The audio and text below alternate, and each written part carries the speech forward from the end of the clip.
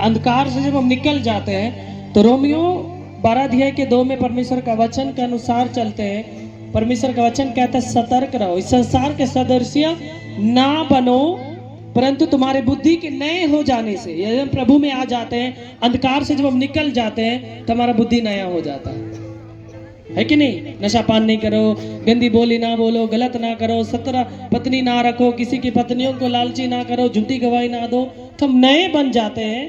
हमारा चाल व्यवहार पुराने रीति रिवाजों से, पुराने चाल से चेंज हो जाता है। तो परमेश्वर कहता है तुम्हारे नए हो जाने से तुम्हारा चाल चलन भी बदलता जाना चाहिए, बदल जाना चाहिए। अब प्रभु में परमेश्वर को ग्रहण किए, पहले खैनी बीड़ी खाते थे, फिर भी यदि आप बपतिस्मा ले लिए, प्रभु में हैं, फिर भी आप प्रार्थना में आते हैं और फिर उधर जाके क्या करते हैं, फिर से खैनी बीड़ी खाते चुपके से, तो क्या फायदा प्रभु में आना।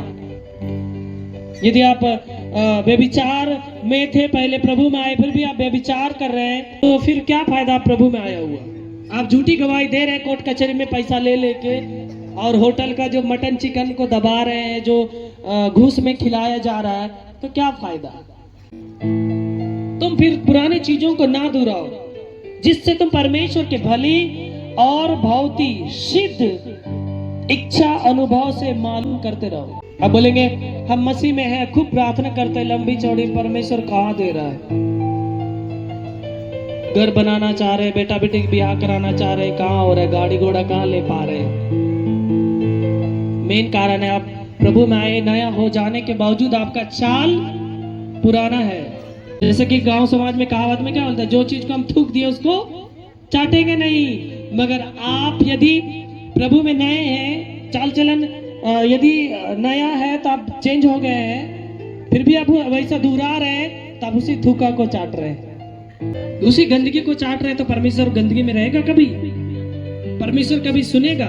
इसलिए वो कहता है, खुदा का कलाम कहता है, तुम्हारा शरीर, तुम्हारा आत्मा खुदा का मंदिर है, जो कोई उसे नष्ट करेगा, परमेश्वर भी कहता है मैं भी वैसे लोगों को मैं नष्ट कर दूंगा। उसके बाद आप बोलेंगे हम इसमें इतना प्रार्थना करते, परमेश्वर क्यों नहीं सुनता? आप अपना गलती देखते नहीं है। इसलिए प्रभु कह रहा है, यदि तुम नए हो जाते हो, यानी कि संसार के सदृश न बनो। जो संसारिक लोग चलते हैं वैसा नहीं बनिए आप, वैसा उस टाइप का नहीं करिए। फालतू भीड़ में मत जाइए, फालतू जुलूस में मत जाइए। यदि जैसे कि थोड़ा देर के लिए बहुत से लोग क्या कहेंगे, जैसे मैं कहीं मिला, जय मसीह भैया, जय मसीह, ड्राइवर लोग, बहुत से ड्राइवर लोग हैं, प्रार्थना मांगे उधर गांजा फूक रहे होंगे क्योंकि मिलता है दुकान में। बेटा सुधर जाइए, परमेश्वर का आराधनालय है, जहाँ तक ये आवाज जाता है ना, जो हाथ से आप बनाते हैं चिलम और फूकते हैं, वो हाथ और मुंह काम नहीं करेगी। इसलिए यहाँ इतना भर में आप लोग रहिए नहीं। जिसको यदि परमेश्वर चाहिए तो यहाँ पे आते हैं, तब शुद्ध पाक पवित्र मन होकर यहाँ पे रहिए। तो बहुत से ड्राइवर भाई लोग कटिहार पूर्णिया में मिलते हैं, तो जय मसीह भैया, जय मसीह, उसके उधर गांजा बना रहे, क्या हो रहा है? अरे जानते ना भैया हम ड्राइवर कहाँ है, थोड़ा सा चल जाता। तो तुम किस मुंह से हमको जय मसीह बोल रहा है? किस हाथ से तुम हाथ मिलाना चाह रहे हो हमसे? दूर रहो, क्योंकि ये डांट आपके लिए एक शुद्ध पाक पवित्र डांट है, जो कि आप सुधर जाओ और परमेश्वर में मजबूत हो जाओ, ताकि तुम्हारा सांसारिक चाल व्यवहार चेंज हो जाए और तुम नया बन जाओ, तुम्हारा बुद्धि बढ़े। क्योंकि परमेश्वर का वचन कहता है, जिसके पास बुद्धि की कमी है वो परमेश्वर से मांगे। हालेलुया।